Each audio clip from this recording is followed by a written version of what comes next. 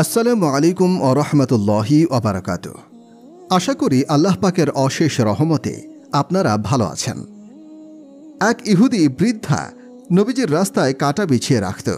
একদিন কাঁটা দেখতে না পেয়ে রাসূল খোঁজ নিয়ে জানতে পারেন বৃদ্ধা অসুস্থ, তাই আজ কাঁটা নেই। তখন তার বাড়িতে গিয়ে রাসূল খোঁজ খবর নেন। সেই বৃদ্ধা তখন নবীর উত্তম চরিত্রে মুগ্ধ হয়ে ইসলাম গ্রহণ করে নেয়। এটি সম্পূর্ণ বানোয়াট এবং ভিত্তিহীন ঘটনা। কোনো কিতাবেই এ ধরনের ঘটনা বর্ণিত নেই। মানুষের মুখে প্রচলিত মিথ্যা একটি কাহিনী এটি। রাসূলের মহানুভবতা বুঝাতেই বর্ণনা করা হয় এটি, অথচ এর মাধ্যমে রাসূলের দুর্বলতা প্রকাশ পায়। কারণ একজন বৃদ্ধা বারবার রাসূলকে কষ্ট দিচ্ছে আর তাকে কিছুই বলা হবে না, তা হতে পারে না। এছাড়া এটা মেনে নেওয়া যায় কিভাবে যে সাহাবায়ে কেরাম প্রতিদিনই নবীজির পথে কাঁটা থাকতে দিতেন? এতে তো রাসূলের প্রতি ওনাদের ভালোবাসার ঘাটতি প্রমাণিত হয়। নাউজুবিল্লাহ। অনুবাদক। বর্তমানে মানুষ ক্ষমা ও উদারতা এই অধ্যায়টা বেমালুম ভুলে গেছে। যতদিন এটা আমাদের রপ্ত না হবে ততদিন ব্যক্তি ও সামাজিক পর্যায়ে ইসলাম কায়েম হবে না। প্রিয় ভাইরা, সবাইকে মাফ করতে শিখুন, গালিদাতাকে দোয়া দিতে জানুন, আর প্রশংসা করতে শিখুন গীবতকারীর। নিজে গীবত করা এবং তা শোনা থেকে এমনভাবে বেঁচে থাকুন যেন বিষ ও আগুন থেকে দূরে থাকেন। একে অপরকে তিরস্কার করবেন না, ছড়াবেন না ঘৃণামূলক কথা, তাহলে জীবনের সুখ নষ্ট হয়ে যাবে। একটিমাত্র কথার কারণে মানুষ হারিয়ে যেতে পারে জাহান্নামের অতল গহ্বরে, আবার একটিমাত্র বক্তব্যের ওসিলায় মানুষ সর্বোচ্চ জান্নাতেও পৌঁছে যেতে পারে। প্রিয় সুধী, এই জবান অনেক শক্তিশালী জিনিস। প্রতিটি বয়ানেই এই সম্পর্কে আমি বলি। বর্তমানে জবান যতটা নিয়ন্ত্রণহীন, অন্য কোনো কিছুই ততটা নিয়ন্ত্রণহীন নয়। নবীজি সাল্লাল্লাহু আলাইহি ওয়াসাল্লাম মুয়াজকে লক্ষ্য করে বলেন, হে মুয়াজ, তোমাকে কি আমি পুরো দিনের সার কথা বলবো? মুয়াজ বললেন, জি অবশ্যই বলুন। নবীজি তখন নিজের জিহ্বা ধরে বললেন, এটা নিয়ন্ত্রণে রাখবে, এটাই পূর্ণ দিনের সার নির্যাস। মুয়াজ বলেন, আমি প্রশ্ন করলাম, হে আল্লাহর নবী, কথাবার্তার কারণেও কি পাকড়াও করা হবে, অর্থাৎ এর জবাবদিহি হবে? তিনি বললেন, হে মুয়াজ, তোমার মা তোমাকে হারিয়ে ফেলুক, মানুষকে শুধু কথার কারণেই অধোমুখে জাহান্নামে নিক্ষেপ করা হবে। ইনি সেই মুয়াজ, কিয়ামত দিবসে ওলামায়ে কেরামের পতাকা থাকবে যার হাতে, অর্থাৎ তিনি হবেন জান্নাতি ওলামাদের দলের সর্দার। কিছুদিন আগে জর্ডান ইজতেমায় গিয়েছিলাম আমি। সেখানে ইরবিত নামক স্থানে মুয়াজ ইবনে জাবালের মাকবারা রয়েছে। সেখানে উপস্থিত হয়ে আমি একটি সুঘ্রাণ অনুভব করি। এক লোক আমাকে জানালো 24 ঘন্টায় সেই সুঘ্রাণ পাওয়া যায় সেখানে। মুয়াজ ইবনে জাবালের ইন্তেকাল হয়েছে 18 হিজরিতে। এত বছর পরেও তার কবর থেকে সেই সুঘ্রাণ বেরোয়। এই মুয়াজকে রাসূল সাল্লাল্লাহু আলাইহি ওয়াসাল্লাম জিহ্বা নিয়ন্ত্রণের বিশেষ নির্দেশনা প্রদান করেন। সেই জিহ্বায় আজ নিয়ন্ত্রণহীন হয়ে পড়েছে। লোকমান আলাইহিস সালাম নিজের ছেলেকে প্রদত্ত উপদেশ দিতে গিয়ে বলেন, বাবা, চুপ থেকে আমি কখনো লজ্জিত হইনি, বরং লজ্জা পাওয়ার হলে তা কথার কারণেই পেয়েছি। নবীজির এক সাহাবী ছিলেন আবু দুজানা নামে। ইসলামের প্রাথমিক যুগের অগ্রগামী সাহাবীদের একজন ছিলেন তিনি। নবীজির সাথে তিনি বদর থেকে নিয়ে প্রতিটি যুদ্ধেই শরিক ছিলেন। শুধু বিদায় হজে ছিলেন না তিনি। রাসূল যখন বিদায় হজের উদ্দেশ্যে মক্কা থেকে রওনা হন, তখন এই আবু দুজানাকেই মদিনায় রেখে যান নিজের স্থলাভিষিক্ত রূপে। উহুদের যুদ্ধে নবীজি একটি তরবারি উঁচিয়ে বললেন, কে নিবে এই তরবারি? সব সাহাবী দাঁড়িয়ে বললেন, আমি। নবীজি তখন জিজ্ঞাসা করলেন, এর হক আদায় করতে পারবে কে? এটা শুনে সবাই বসে গেল। শুধু আবু দুজানা এবং জুবাইর ইবনুল আওয়াম দাঁড়িয়ে রইল। রাসূল সাল্লাল্লাহু আলাইহি ওয়াসাল্লাম দুজানাকেই এই তরবারি দিলেন। আবু দুজানার মূল নাম ছিল শিমাক ইবনে খারসা। তো জুবাইর ইবনুল আওয়াম মনে মনে ভাবলেন, আমি রাসূলের ফুফাতো ভাই, তাছাড়া সাহসিকতায় তো আবু দুজানার চেয়ে কম নই আমি। তবুও রাসূল সাল্লাল্লাহু আলাইহি ওয়াসাল্লাম আমাকে তরবারিটা না দিয়ে তাকে দিলেন কেন? এমন কি বৈশিষ্ট্য আছে তার? সেটা দেখার জন্য তিনি আবু দুজানার পেছু পিছু ছুটলেন। দেখলেন আবু দুজানা যেদিকেই যাচ্ছে কাফেরদের কচুকাটা করে ফেলছেন। উহুদের যুদ্ধে শত্রুদের সংখ্যা ছিল 3000। এত বিশাল সেনাবাহিনীকে থোড়াই কেয়ার করছেন তিনি। যেই সামনে আসছে তার গর্দান উড়িয়ে দিচ্ছেন। উহুদ যুদ্ধে অনেক মহিলারা এসেছিল যোদ্ধাদেরকে উৎসাহ দিতে। তারা নিম্নোক্ত গান গেয়ে অনুপ্রাণিত করছিল কুরাইশকে। আমরা হলাম তারকা কন্যা, নরম বিছানায় লালিত ললনা, কাতা পাখির মতো সুদর্শনা, মেশক সুগন্ধি আছে আমাদের গায়ে, হীরা পান্না থাকে আমাদের গলায়। যুদ্ধ জয়ী হলে তোমরা পাবে ভালোবাসা আমাদের, অন্যথায় তোমাদের তরে চিরঘৃণা আমাদের। তো আবু দুজানা তরবারি নিয়ে এগিয়ে গেলে তখন সব পালিয়ে যায়, কিন্তু হিন্দা ধরা পড়ে যায়। তাকে মারতে আবু দুজানা তরবারি উচালে সে চিৎকার দিয়ে ওঠে। তখন তিনি তার উপর থেকে তরবারি সরিয়ে নেন। পরে জিজ্ঞাসা করা হলো, আপনি তাকে মারলেন না কেন? কারণ নারী যুদ্ধের ময়দানে আসলে তাকে হত্যা করা যায়। এমনিতে নারী, শিশু ও বৃদ্ধদের হত্যা করা হারাম। আবু দুজানা উত্তরে বললেন, কোনো অসহায় দুর্বল মহিলার রক্তে রাসূলের দেওয়া তরবারি রঞ্জিত করে এর শান নষ্ট করতে চাইনি আমি। তো পরে আবার তিনি ব্যূহ ভেদ করে ঝাঁপিয়ে পড়েন কাফেরদের উপরে। এক পর্যায়ে হঠাৎ সামনে একজন লম্বা মোটা তাজা শত্রু সেনা দেখা গেল। জুবাইর ইবনে আওয়াম মনে মনে বললেন, এর সাথে আবু দুজানার মোকাবেলা হলেই বোঝা যাবে তার কত হেডাম। তো আল্লাহর কি মহিমা, তারা উভয়ে মুখোমুখি হলেন। প্রচণ্ড লড়াই হলো তাদের মাঝে। পুরো যুদ্ধের ময়দান যেন থমকে গিয়েছিল। তখন সেই শত্রু সেনা আবু দুজানাকে একটা আঘাত করে। পরে আবু দুজানা তরবারি দিয়ে পাল্টা তীব্র আঘাত করে তার শরীর থেকে গর্দান আলাদা করে ফেলেন। এরপরেই তিনি মাথা থেকে শিরস্ত্রাণ খুলে বলেন, কি দেখছ তোমরা? আমিই হচ্ছি আবু দুজানা, অর্থাৎ রাসূল যোগ্য ব্যক্তিকেই দিয়েছেন তরবারি। এই হচ্ছে আবু দুজানা রাদিয়াল্লাহু আনহুর পরিচয়।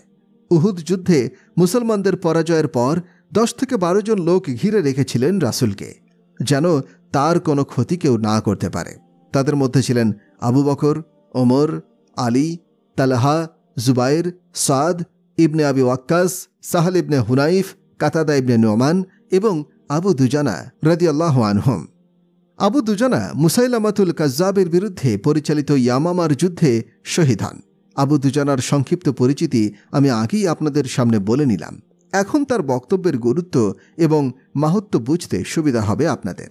আবু দুজানা রাদিয়াল্লাহু আনহু একজন বদরি সাহাবী, যার ব্যাপারে নবীজি সাল্লাল্লাহু আলাইহি ওয়াসাল্লাম বলেছেন, বদরে অংশগ্রহণকারীদেরকে আল্লাহ তাআলা মাফ করে দিয়েছেন, যা ইচ্ছা তাদের করুক গিয়ে।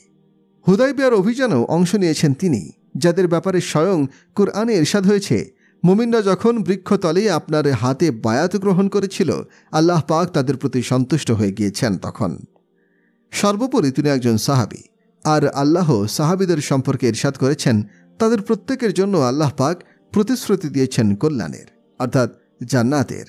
সেই আবু দুজানা রাদিয়াল্লাহু আনহু বলেছেন, দুটো আমলের ওসিলায় পরকালে মুক্তি পাওয়ার সবচাইতে বেশি আশা রাখি আমি। এক, অনর্থক কথা বলতাম না, অর্থাৎ কাউকে কষ্ট দিয়ে কিছু বলতাম না। 2, কারো ব্যাপারে কোনো বিদ্বেষ রাখতাম না মনে। তিনি কিন্তু বদর, উহুদ, খন্দক ও হুদাইবিয়া সহ অন্যান্য যুদ্ধে অংশগ্রহণ করাটাকে নাজাতের সবচেয়ে বড় ওসিলা মনে করেননি, বরং ওসিলা মনে করেছেন জিহবা দিয়ে অন্যকে কষ্ট না দেওয়া আর কারো প্রতি বিদ্বেষ মনে না রাখার দুটো আমলকে। প্রিয় ভাইয়েরা, দুটো জিনিস জীবনে ধারণ করুন। 1, কথার মাধ্যমে কাউকে কষ্ট দিবেন না। 2, মনে কারো প্রতি হিংসা রাখবেন না। আল্লাহর কসম, তাহলে আপনি বিনা হিসাবে জান্নাতে প্রবেশ করবেন। এই 2 আমল আপনার মধ্যে থাকলে বড় বড় আমলদার লোকেরাও আপনার পিছনে পড়ে থাকবে। তারা তাকিয়ে তাকিয়ে আপনার অবস্থান দেখবে। শুধু আপনার চেয়ে অগ্রগামী সেই হতে পারবে কেবল যে এই 2 ক্ষেত্রে আপনার চেয়ে উচ্চ স্তরের হবে। রোড ব্লক থাকলে গাড়ির গতি খুবই স্লোথ হয়ে যায়, হোক তা নতুন কেনা গাড়ি। আর রাস্তা পরিষ্কার থাকলে একেবারে পুরাতন গাড়িও স্পিডে চলে খুব। পাকিস্তানে পুরাতন গাড়ির পেছনে অনেক সময় লেখা থাকে, ইঞ্জিন বা ড্রাইভারের বিশেষ কোনো বৈশিষ্ট্য নেই, এই গাড়ি চলছে একমাত্র আল্লাহ তাআলার ইচ্ছায়। এমন পুরাতন গাড়িও রাস্তা ফাঁকা পেলে মার্সিডিস, রেঞ্জ রোভার সহ ভালো ভালো গাড়ির চেয়েও আগে চলে যাবে, কারণ সেই মার্সিডিস, রেঞ্জ রোভার ও অন্যান্য গাড়িতেও জ্যামে পড়ে গেছে। অন্যদিকে সেই পুরাতন গাড়ির রোড সম্পূর্ণ ফাঁকা। তো প্রিয় সুধী, উদাহরণস্বরূপ বলছি, ইবাদতের রোডে জ্যাম অনেক। নামাজ, রোজা, হজ, জাকাত ও ওমরার পথিক রয়েছে বহুত। আলেম, হাফিজ, তাবলিগওয়ালাদের সংখ্যাও কম নয়। তাই এইসব ইবাদতের পথ ধরে চূড়ান্ত গন্তব্য জান্নাতে পৌঁছা কঠিন। কিন্তু উত্তম চরিত্রের যে রোড, তা একদম ফাঁকা। এখানে যদি আপনি সুজুকি, এমনকি সাইকেলে চড়েও আসেন, তবুও অনেক দ্রুত গন্তব্যে পৌঁছে দিতে পারবেন আপনি। কেননা রাস্তা তো একদম ফাঁকা। রাগ দমন করা, গালির বদলে দোয়া করা, কষ্টের প্রতিদানে আনন্দ দেওয়া এবং ব্যথার পরিবর্তে ব্যথা না দিয়ে শান্তি দেওয়ার মধ্যে অন্যরকম এক স্বাদ রয়েছে। আল্লাহর কসম, একবার এই স্বাদ পেয়ে গেলে দুনিয়ার সব স্বাদ এর কাছে হার মেনে যাবে। দুনিয়ার অন্য কোনো জিনিসের মধ্যে এমন মজা খুঁজে পাবেন না আপনি। কবি বলেন, সময়ের দুঃখগুলো হাসি মুখে শুয়ে নিন, কষ্ট সওয়াতেও মজা আছে, মেনে নিন। কবি আরও বলেন, আঘাতের উপর আঘাত সয়ে বাঁচুন, দাঁত কামড়ে থাকতে হলে তাই থাকুন, আহ শব্দটাও করবেন না মুখে, তাহলে বোঝা যাবে প্রেম শুধু মুখে। বুক পেতে তীর নিয়ে নিন, সামনে আপনি এগিয়ে যান, অর্থাৎ অবস্থা দ্বারা বুঝিয়ে দিন যে যত কষ্ট দেওয়ার দিয়ে দিন। বর্তমানে মানুষের মধ্যে উত্তম চরিত্র বলতে কিছুই নেই। মানুষের অবস্থা দেখে শুধু কাঁদি আমি। তাবলিগে শুধু জামাত বেরোতে বলে, খানকায় উৎসাহ দেওয়া হয় কেবল জিকির আজগারের উপরে, মাদ্রাসায় সবাই ব্যস্ত ইলমি গবেষণা নিয়ে, উত্তম আখলাক নিয়ে কেউ তো অন্তত কথা বলুক। আরেকটি কবিতায় বলা হয়েছে, প্রেম বিচ্ছেদ ছাড়াও জীবনে দুঃখ রয়েছে অনেক, মিলনের সুখ ছাড়াও সুখ রয়েছে আরও অনেক। মুসলিম উম্মার মধ্যে যেদিন ইসলামের চরিত্র মাধুর্য প্রকাশ পাবে, সেদিন চারিদিকে ইসলামের জয় জয়কার দেখতে পাবেন আপনি। পরিবারের শান্তি চাইলে উত্তম চরিত্র লাগবে। বড় বড় আলিশান গাড়ি কিংবা বিশাল বাংলো দিয়ে কখনো সুখ পাওয়া সম্ভব নয়। স্বামী স্ত্রীর পারস্পরিক সম্পর্কটা যদি ভালোবাসা ও হৃদ্যতাপূর্ণ হয়, একে অপরের সাথে যদি শ্রদ্ধা ও কোমলতা মিশ্রিত কণ্ঠে কথা বলে, তবেই ঘরে শান্তি বিরাজ করবে। পক্ষান্তরে স্বামী বা স্ত্রীর ব্যবহার খারাপ হলে অপরজনের জীবন তেজপাতা। সন্তান বকে গেলে মা বাবার জীবন শেষ। পিতামাতার মধ্যে অতিরিক্ত কঠোরতা থাকলে সন্তানের জীবন ধ্বংস হয়ে যাবে। ভাই বোনের পারস্পরিক সম্পর্কে রূঢ়তা এবং কঠোরতা থাকলে টিকবে না সেই সম্পর্ক। প্রতিবেশীর সাথে আচরণ খারাপ হলে তার জীবনটাও হয়ে যাবে নরকতুল্য। নবী সাল্লাল্লাহু আলাইহি ওয়াসাল্লাম ইরশাদ করেছেন, যে ব্যক্তি জেনে শুনে প্রতিবেশীকে ক্ষুধার্ত অবস্থায় রেখে নিজে পরিতৃপ্ত হয়ে রাত কাটালেও সে আমার উপর প্রকৃত ঈমান আনতে পারেনি। অন্য হাদিসে এসেছে, নবী সাল্লাল্লাহু আলাইহি ওয়াসাল্লাম ইরশাদ করেন, আল্লাহর শপথ, সেই ব্যক্তি প্রকৃত মুমিন নয়। আল্লাহর কসম, সেই লোক মুমিন হতে পারে না। আল্লাহর শপথ, সেই লোকের মধ্যে ঈমান নেই। সাহাবায়ে কেরাম জিজ্ঞাসা করলেন, কার মধ্যে ঈমান নেই? নবীজি বললেন, যার অন্যায় অত্যাচার থেকে প্রতিবেশী নিরাপদ থাকে না, সে প্রকৃত মুমিন নয়। কিন্তু আফসোসের বিষয় হলো, উত্তম আখলাখের এই বিষয়টা বর্তমানে দেখাই যায় না।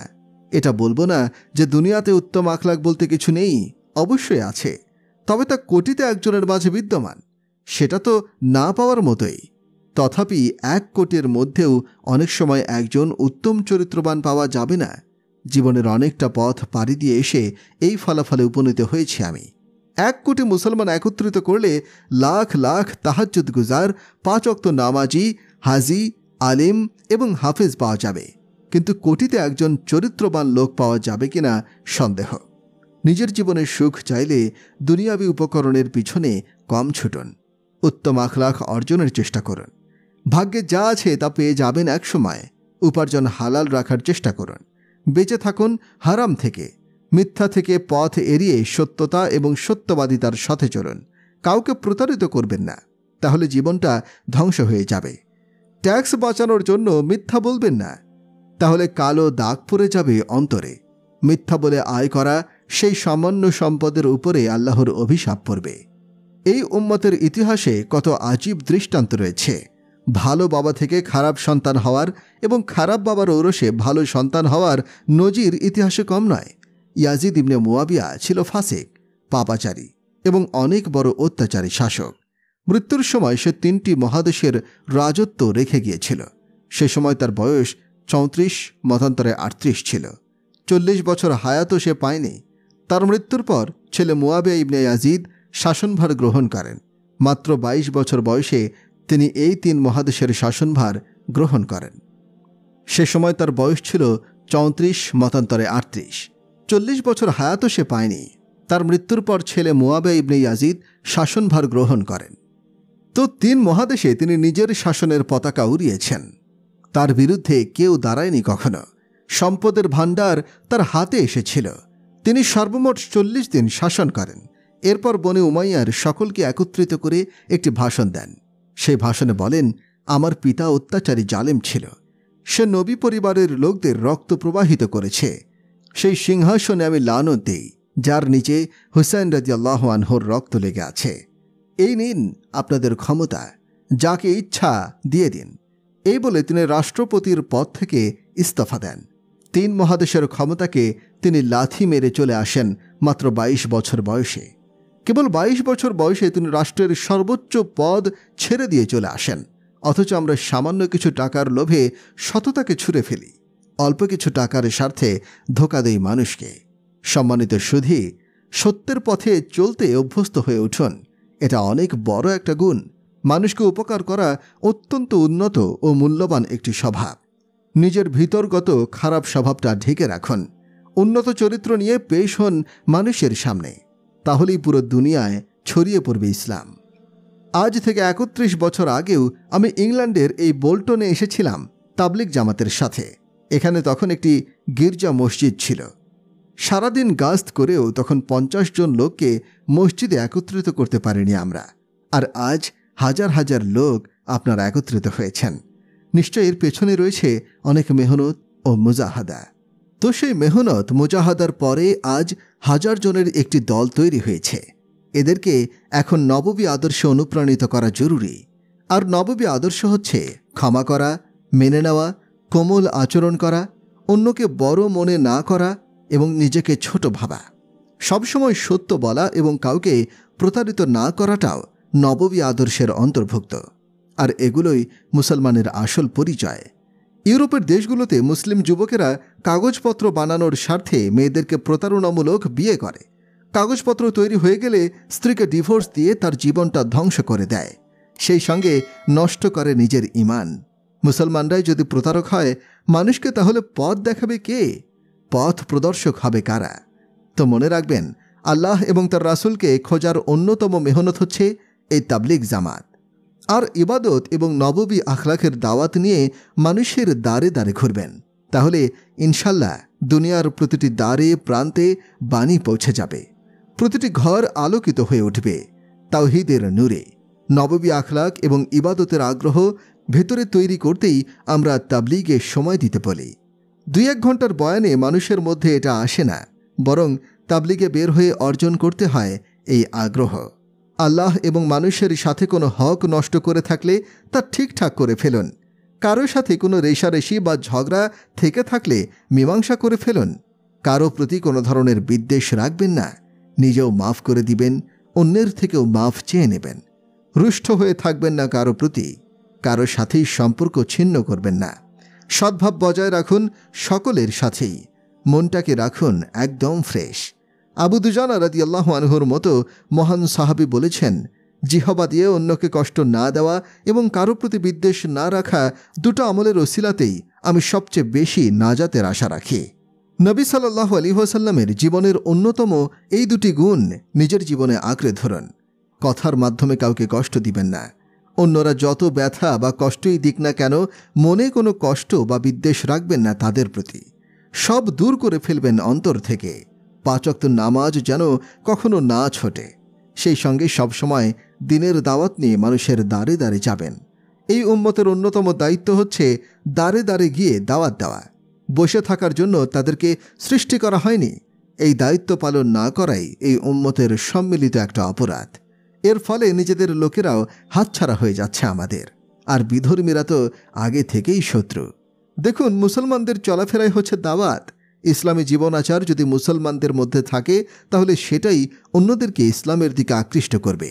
ইবাদত তো দেখার জিনিস না, তবে মানুষের আখলাক কখনো গোপন থাকে না। ভালো বা খারাপ স্বভাব কিন্তু মানুষ জেনেই ফেলে। মদ পান করা, রোজা ভেঙে ফেলা, নামাজ ত্যাগ করা, এগুলো গোপন রাখা যায়। ঘরের মধ্যে বসে মদ খেলে কেউ দেখবে না।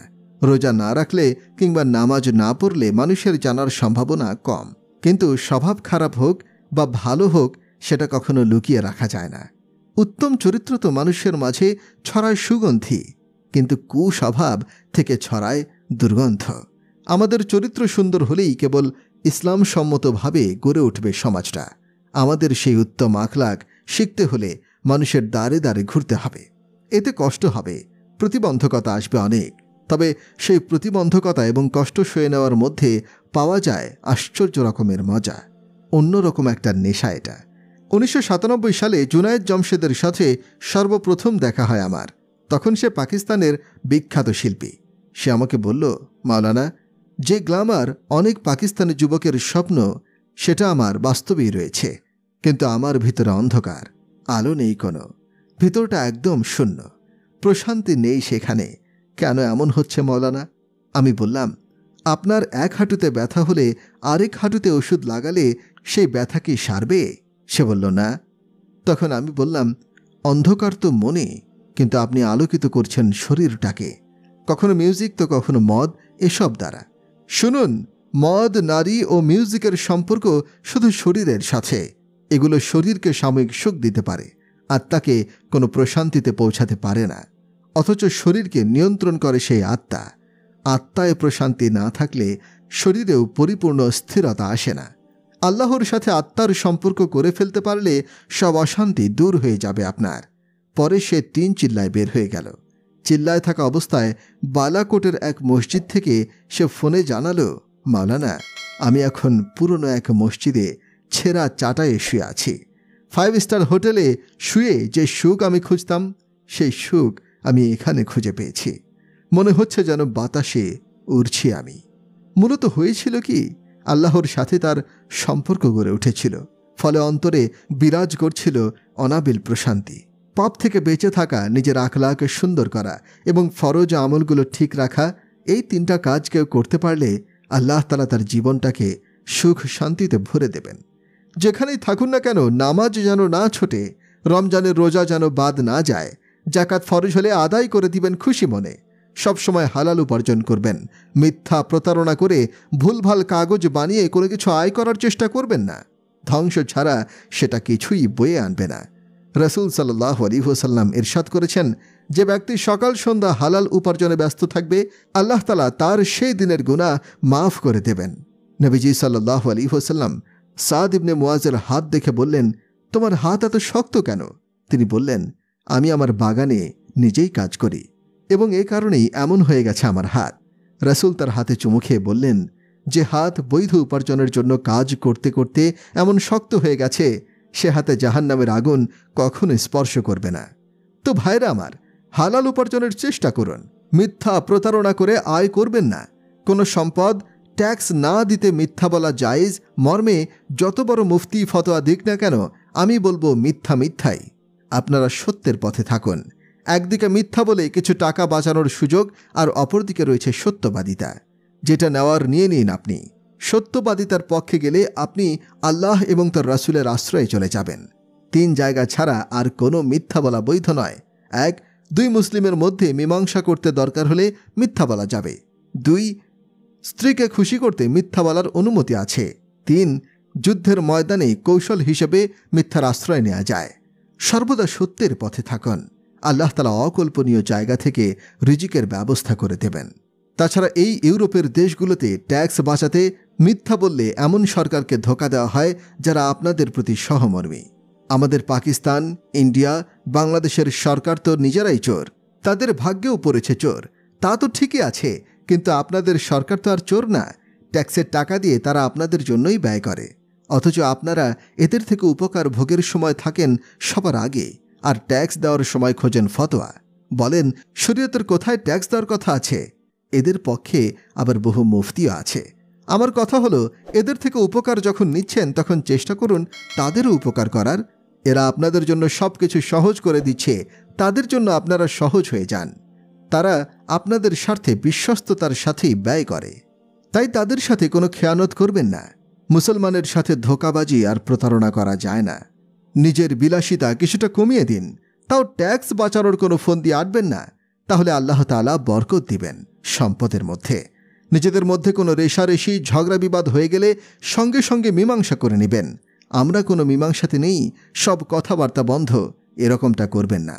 বাবা মায়েরা শ্বশুর শাশুড়ি হয়ে ছেলে মেয়ের সাংসারিক জীবনে খুব বেশি হস্তক্ষেপ করেন। এক পর্যায়ে নষ্ট হয়ে যায় ছেলে মেয়ের দাম্পত্য জীবন। শ্বশুর শাশুড়ি পুত্রবধূর উপরে এত বেশি অধিকার খাটায় যে স্বামীরও অত অধিকার নেই। এতে দূরীভূত হয়ে যায় জীবনের সুখ শান্তি। শ্বশুর শাশুড়ি হলে পুত্রবধূকে তার প্রাপ্য সম্মান দিবেন, পুত্রবধূরাও শ্রদ্ধা করবে শ্বশুর শাশুড়িকে। মনে রাখবেন, আল্লাহর শপথ, পুত্রবধূর উপরে শ্বশুর শাশুড়ির কোনো অধিকার নেই। আমি আমার ছেলেকে বিয়ে করানোর সময় আমার স্ত্রীকে বলেছি, দেখো, অন্য একটি মেয়েকে আমি নিয়ে আসছি, তুমি যদি তার মা হতে পারো তবেই তাকে আমি ঘরে তুলব, অন্যথায় ভিন্ন ঘরের ব্যবস্থা করব তার জন্য। তাদের জীবনে আমরা অনাকাঙ্ক্ষিত কোনো হস্তক্ষেপ করতে চাই না, ধ্বংস করতে চাই না তাদের দাম্পত্য জীবনটাকে। ছেলের সংসারের জন্য আলাদা ঘর ব্যবস্থা করতে না পারলে তাদের জীবনে হস্তক্ষেপ করা থেকে বিরত তো থাকতে পারেন। তাদের মধ্যে আপনি যেচে পড়ে কোনো ভূমিকা রাখতে যাবেন না, তাহলে নিজেও ধ্বংস হবেন, ধ্বংস করবেন তাদেরকেও। বহু তালাকের পেছনে দায়ী এই শ্বশুর শাশুড়ি। অনেক ডিভোর্স হচ্ছে স্বামী স্ত্রীর পারস্পরিক খারাপ আচরণের কারণে। একে অপরকে সহ্য করতে পারে না তারা, ফলে বিচ্ছেদ হয়ে যায়। এই বড় ক্ষতি ঠিকই তারা মেনে নিতে পারে, কিন্তু পারে না সামান্য একটু মানিয়ে নিতে। হীরার মূল হলো কয়লা, পরে যখন এটি অনেক চাপ সহ্য করে, আল্লাহ তাআলা তাকে বানিয়ে দেন আলোকোজ্জ্বল হীরা। মা বাবা পুত্রবধূর উপরে কোনো অন্যায় করলে ছেলের দায়িত্ব হলো মা বাবার হাতে পায়ে ধরে এটা বলা যে, আব্বা আম্মা, যা বলার আমাকে বলুন, আমার উপর আপনার অধিকার আছে, তার উপরে নেই। তবে এক্ষেত্রে মা বাবার সাথে বেয়াদবি করা যাবে না কোনো ধরনের। তেমনি স্ত্রী মা বাবার উপরে জুলুম করলে তাকে বলতে হবে, এরা আমার মা বাবা, তোমার সাথে আমার সম্পর্ক ছিন্ন হতেও পারে, কিন্তু এনাদের সাথে সম্পর্ক কখনো ছিন্ন হবার নয়। বিয়ে তো এক শব্দেই যেতে পারে ভেঙে, কিন্তু পিতামাতা বা সন্তানের সম্পর্ক কখনো ভাঙার নয়। তোমার সব প্রয়োজন আমি পূরণ করব, তবু আমার মা বাবার কষ্টের কারণ হয়েও না তুমি। এটাই হচ্ছে একজন পুরুষের দায়িত্ব। আজকাল মানুষ এই জীবন আচার ভুলেই গেছে একেবারে। একবার আমি আমার এক প্রতিবেশীর বাড়িতে বেড়াতে গেলাম, তার ছেলের বিয়ের দাওয়াত খেতে। তিনি আমাকে জানালেন, মাওলানা, আমি যখন ছেলের বিয়ের চিন্তা করলাম, তখন আমার স্ত্রী বললেন, ছেলের জন্য আগে আলাদা ঘরের ব্যবস্থা করো, বউ এসে ওখানেই উঠবে। আমাদের সাথে উঠলে তাদের সংসারে আমরা সমস্যার কারণ হতে পারি। তার কথা মেনে নিয়ে ছেলের জন্য আলাদা ঘরের ব্যবস্থা করে পরেই তাকে বিয়ে করাচ্ছি। সবার হয়তো আলাদা ঘর করে দেওয়ার সামর্থ্য নেই, কিন্তু ছেলেমেয়ের সংসারে অনাকাঙ্ক্ষিত হস্তক্ষেপ না করার সামর্থ্য তো সবারই আছে। তাই এটা সবার পালন করা উচিত। তবে তাদের মাঝে কোনো মতানৈক্য বা ঝগড়া বিবাদ হলে তখন মীমাংসার জন্য এগিয়ে আসবে। কিন্তু বর্তমানে ছেলের মা বাবা থাকে ছেলের পক্ষে, আর মেয়ের মা বাবা থাকে তার পক্ষে। এরপরে লেগে যায় তুমুল লড়াই। বিন্দুমাত্র ছাড় দেয় না কেউ কাউকে। নতুন বিয়ের পর তো ছেলে মেয়ে এমনিতেই থাকে আনাড়ি। সংসার জীবনে কিভাবে চলবে না চলবে কিছুই দিশা থাকে না তাদের। দরকার ছিল মা বাবা তাদেরকে আগলে রেখে সহযোগিতা করবে, তা না করে ছেলের মা বাবা ছেলের কান ভারী করে, বইয়ের বিভিন্ন দোষ ত্রুটি বলে। ওদিকে বিভিন্ন কুবুদ্ধি দিয়ে মেয়ের মনটাকেও বিষিয়ে তোলে তার পিতামাতা। আল্লাহর ওয়াস্তে এমনটা করবেন না আপনারা, বরং নিজ নিজ জবানকে নিয়ন্ত্রণে রাখুন। তাহলে আপনার জীবন সুন্দর ও আলোকিত হয়ে উঠবে। স্বামী স্ত্রীর মধ্যে কোনো ভুল বোঝাবুঝি হয়ে গেলে সঙ্গে সঙ্গে মাফ চেয়ে নেবে। আল্লাহর কাছে এই আমলটা অনেক বেশি পছন্দনীয়। স্বামী স্ত্রী পরস্পরে কোনো ঝামেলা মিটমাট করে নিলে আল্লাহ তাআলা তাদের পেছনের সমস্ত গুনাহ মাফ করে দেন। স্বামী স্ত্রীর পারস্পরিক বাদানুবাদ নিয়ে কুরআনের একটি আয়াতই অবতীর্ণ হয়েছে।